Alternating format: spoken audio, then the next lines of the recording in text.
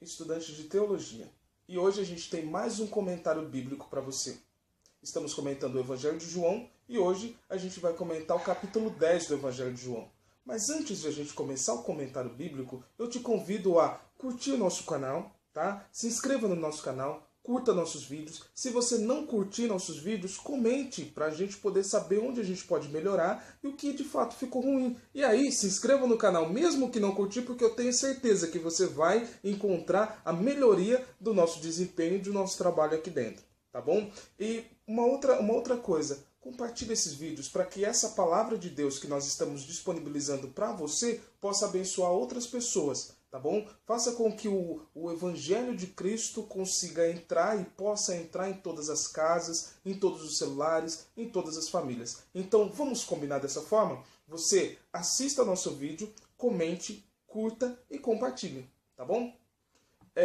Voltando para o Evangelho de João. O que acontece?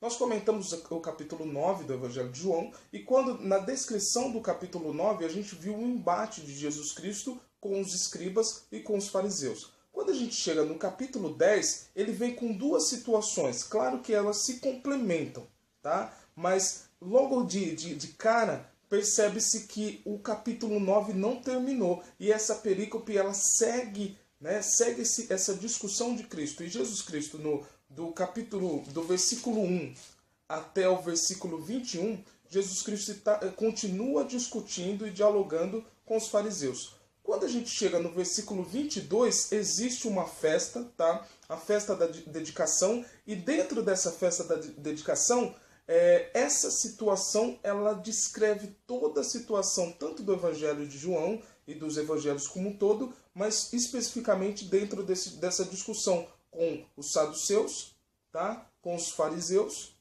e com os escribas, e com os levitas, que trabalhavam e que faziam todo esse serviço da obra de Deus dentro daquele momento, dentro daquele lugar, tá bom? Mas a gente vai discutindo esse capítulo e vai apresentando todos os casos, tá bom? Ele é um capítulo um pouco mais tranquilo, a gente passou por uns capítulos bem extensos, enormes, mas esse, não que ele diminua de tamanho, mas ele diminui de situações para a gente poder fazer toda essa exposição.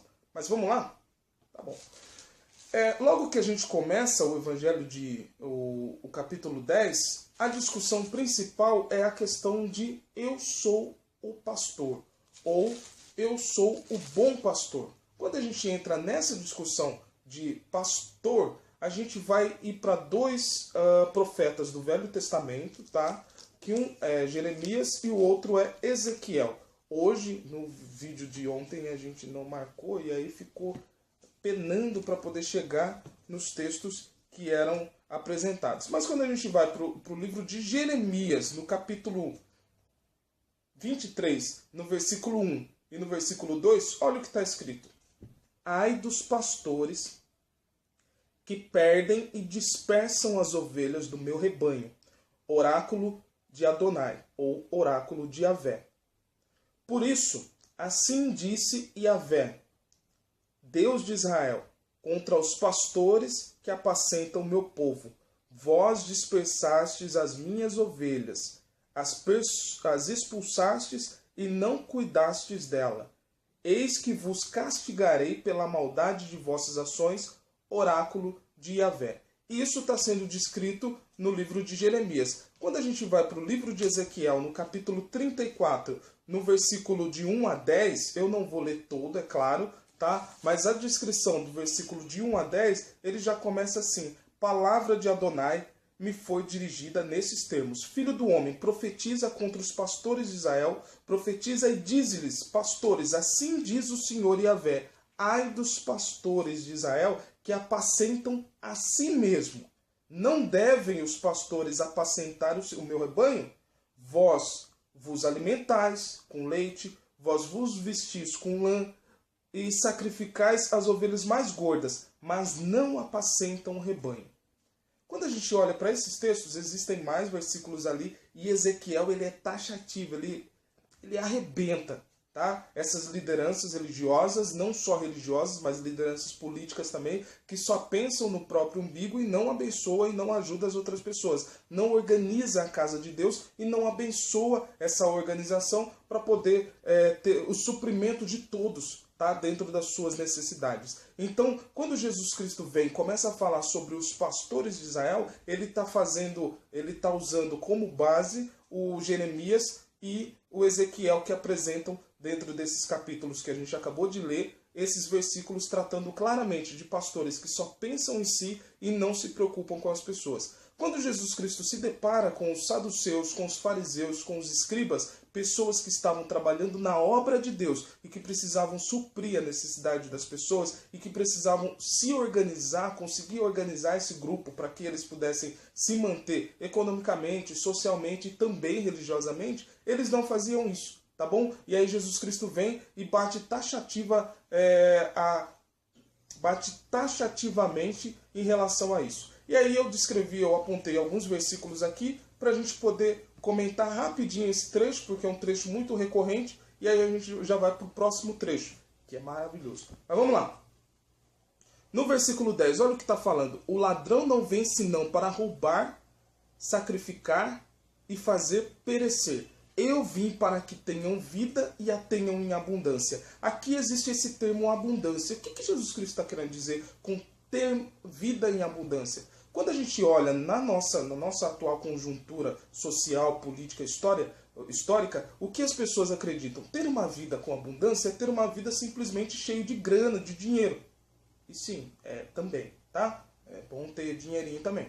Mas a vida em abundância no Evangelho não é simplesmente isso. Mas é conseguir encontrar um sentido para a sua vida, para que você tenha toda uma prosperidade material e uma prosperidade espiritual, que aí é a questão da psique, que o seu psicológico ou que a sua psique estejam totalmente preenchida, né, com alegria, felicidade e satisfação de viver. Quando Jesus Cristo vem e trata dessa abundância, é essa abundância total. E nós, cristãos, nós temos abundância, nós acreditamos que nós estamos, de fato, felizes e satisfeitos. Por quê? Porque recebemos uma missão e estamos trabalhando nessa missão. E claro, teremos 100 vezes tanto aqui na terra e aguardamos o reino dos céus, que já estamos trabalhando nesse reino para que ele se materialize junto conosco e com Cristo nesse encontro nas alturas, como o apóstolo Paulo no livro de Tessalonicenses vem falar. Então, é essa a questão, tá bom? Quando a gente vai dar um salto para o versículo 14, ele está apresentando uma outra questão. Versículo 14. Sou eu o bom pastor,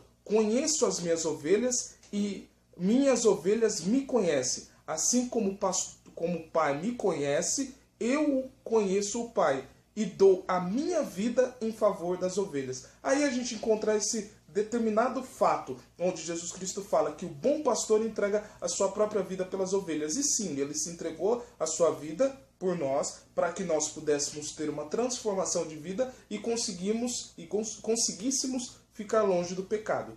Então, é essa estrutura que o texto está falando. E ele é o bom pastor. O que a gente vê dentro desse texto é ele falando claramente. As pessoas pegam uma obra, mas não se identificam com a obra que receberam. Pastores e lideranças religiosas que estão muito mais preocupados em encher o seu próprio bolso do que propagar uma instrução e permitir o acesso das pessoas num acesso de bens sociais, econômicos, políticos e também religiosos. Aí as pessoas acham que vida religiosa é só ir lá e receber oração na cabeça. Não é só isso, não. A gente tem que ter todo um trabalho diaconal, todo um trabalho de serviço para poder permitir que as pessoas tenham acesso a bens sociais, a bens culturais, a bens econômicos e a bens políticos, para poder chegar numa vida social legal.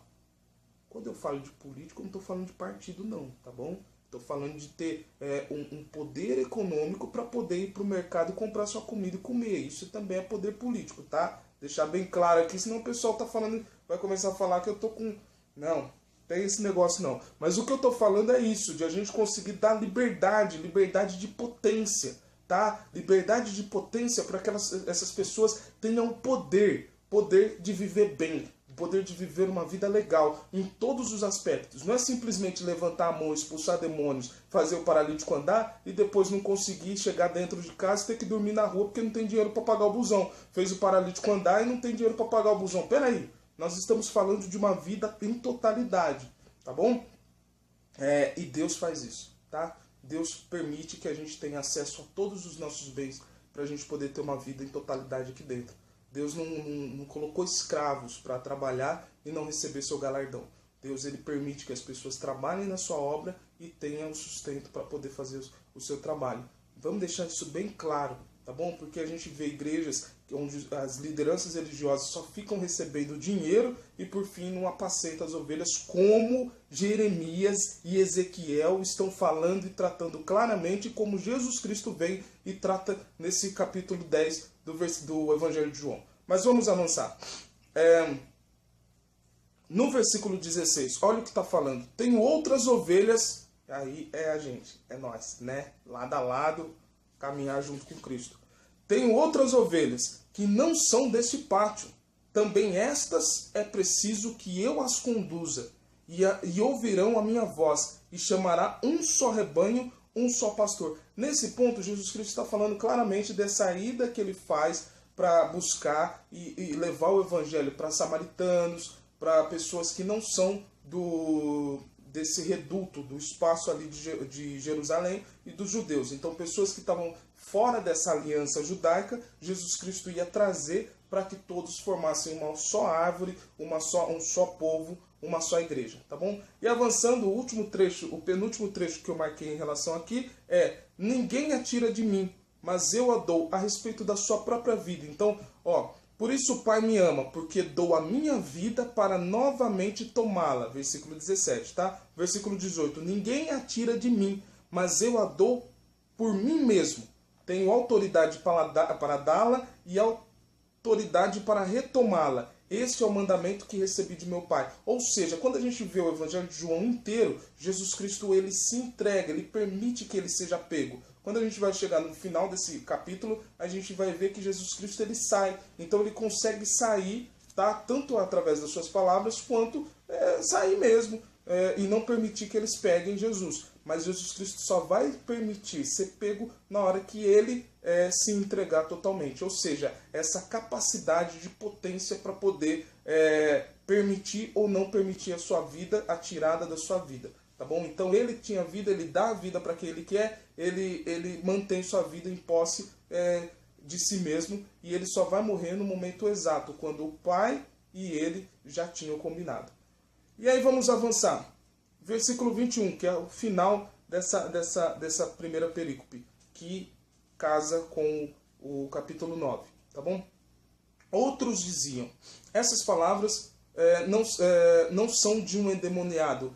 Pode um demônio abrir os olhos? O que acontece? No versículo 20, o que a gente encontra? Pessoas que estavam partidárias, aceitando a mensagem do Cristo, e pessoas que estavam contra, tá? As primeiras pessoas falam que Jesus, que está no capítulo 20, no versículo 20, fala que Jesus estava fazendo os milagres por ações de demônios, tá? E que ele não era filho de Deus. E aí, no versículo 21, ele fala, o outro grupo vai falar claramente que uma pessoa agindo por demônios não conseguiria abrir os olhos. Essa aqui termina o trecho que começou a partir do capítulo 9 de João, tá bom? E agora a gente vai avançar. E aí é um ponto bem interessante aqui, e te convido a pegar a sua Bíblia aí, tá? Para a gente conseguir caminhar junto nessa análise e nesse caminhar.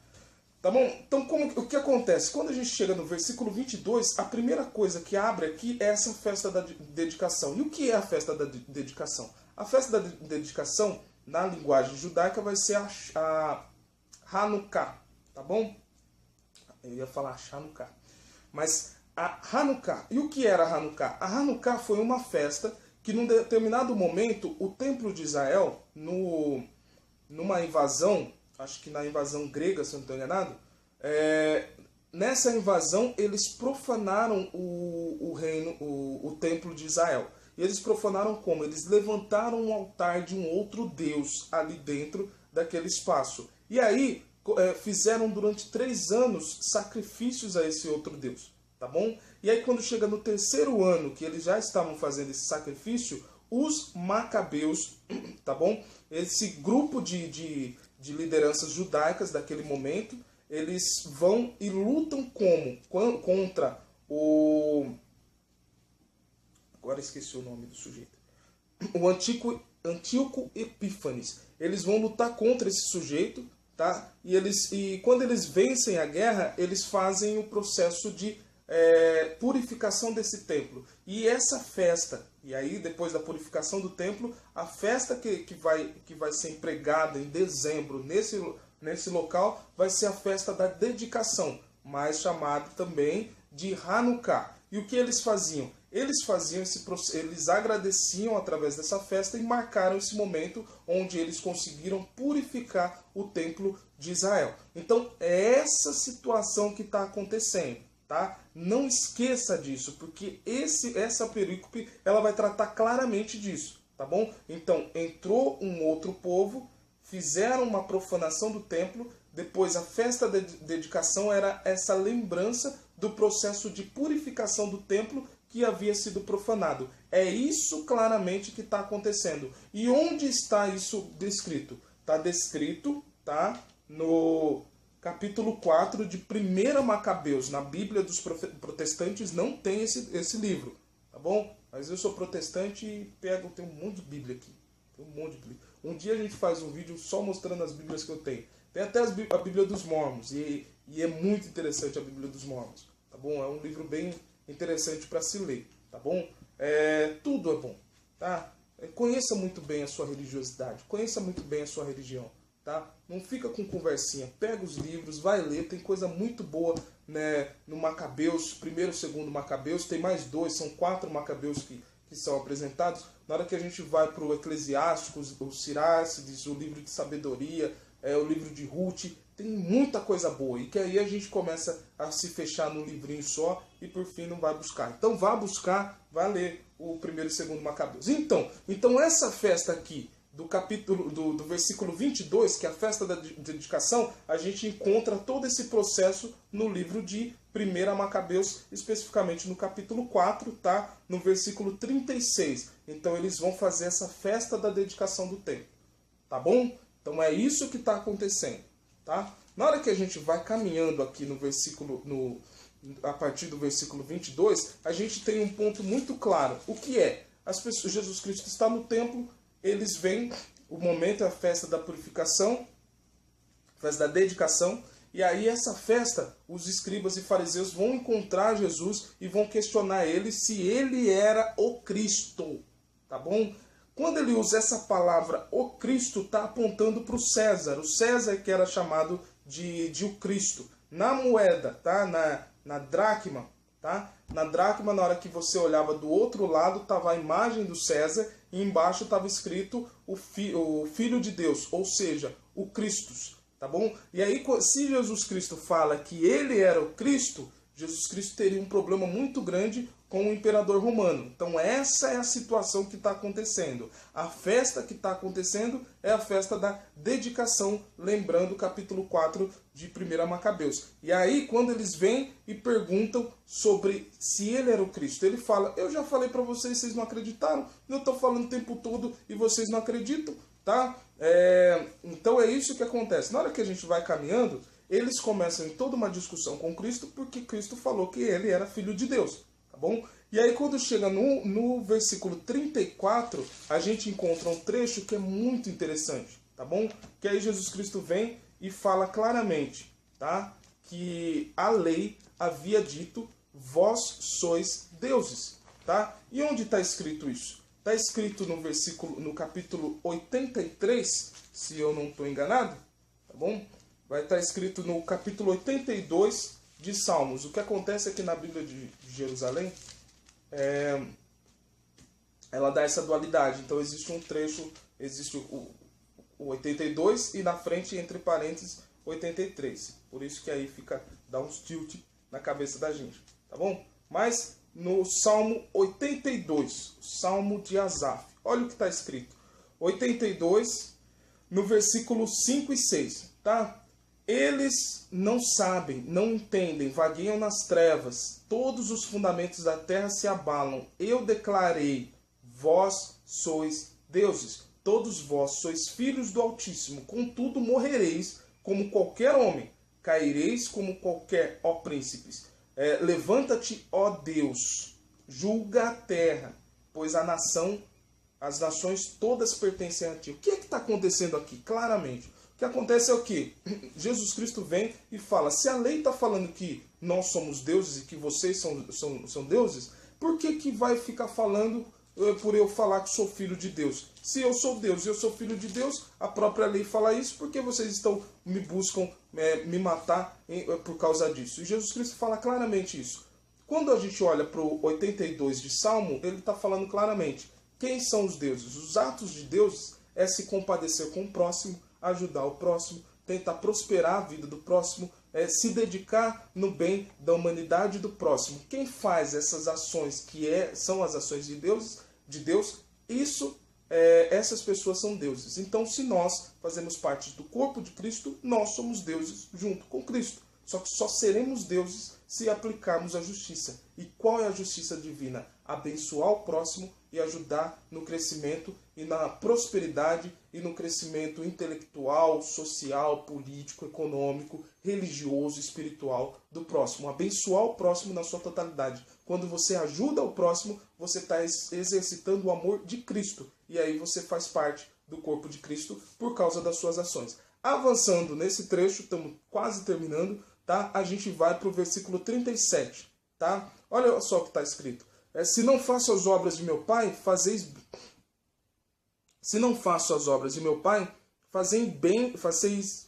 bem em não crerdes em mim. Mas se as faço, ainda que não creais em mim, crede nas obras, a fim de que conheçais e creiais que o Pai está em mim e eu no Pai. O que Jesus Cristo está falando? Veja as obras que eu faço. Não venha ouvir se eu falo, se eu sou ou não filho de Deus. Mas veja as obras. Testemunhe as obras que eu faço. Tá bom? Então isso a gente é convidado o tempo todo para ter um comportamento de crente. Ter um comportamento de Cristo. Ter o comportamento do amor de Cristo. E como que a gente faz isso? Tendo ações e agindo e fazendo e tendo um comportamento legal e bom segundo a vontade de Deus. Da mesma forma que o Cristo teve, tá bom? Quando a gente chega no 39, né, que aí já estamos terminando, eles buscaram de novo matar Jesus. E como eles queriam matar Jesus? Com pedra. Eles pegaram as pedras e queriam atacar em Jesus. Detalhe, eles estavam no templo. Eles queriam matar Jesus dentro do templo. Eles iam profanar o templo de Deus de novo. Tá? E Jesus Cristo não aceita morrer naquele momento e sai andando em relação a isso. E aí, no versículo 42 está escrito, e muitos ali creram nele, por causa das obras e dos sinais que ele fazia, e porque João Batista já tinha falado da vinda dele. E aí, na hora que ele vem, ele faz todos esses sinais. E o que esse 42 está falando? Muitos ali creram nele, muitos que não tinham conhecimento nem da palavra. Tá? Essas pessoas, ao ver Jesus, criam nele. Então, aqueles que era para saber já dos sinais, nem conseguiam ver os sinais, estavam cegos. Mas aqueles que muitas das vezes, nunca tinham ouvido falar do Cristo, na hora que olhava para o Cristo e o seu comportamento, conseguia ver Deus nele. E aí a gente começa a entender o que é que a festa da Hanukkah está falando, está apontando nesse ponto. Eles purificaram o templo, tá? Mencionado no livro de Macabeus, 1 Macabeus, eles purificaram o templo porque vieram e profanaram o templo. E aí esses sujeitos estavam profanando novamente o templo de Deus por causa do comportamento ruim deles e porque eles só pensavam em enriquecer economicamente e tudo mais. E aí, olhando para tudo isso, a gente começa a entender o que é que esse capítulo está falando. Primeiro, sejamos filhos de Deus. Vamos abençoar as pessoas e aplicar todo momento e todos os dias a justiça de Deus e o amor de Deus dentro dos nossos comportamentos. E principalmente, não vamos profanar o templo de Deus. Vamos valorizar muito mais as pessoas do que o dinheiro. Vamos valorizar muito mais as pessoas do que um poder político. Vamos valorizar muito mais as pessoas do que um poder econômico. Vamos valorizar muito mais as pessoas, tá? Do que simplesmente dizer que é filho de Deus, que é igreja de Deus e não tem os comportamentos de Deus. Nesse momento, tenha o comportamento de Deus, se inscrevendo no nosso canal, ajudando essa obra, ajudando o nosso canal, compartilhando para mais pessoas. Permita que essa mensagem, que o Evangelho de Deus chegue na casa e na vida de mais pessoas.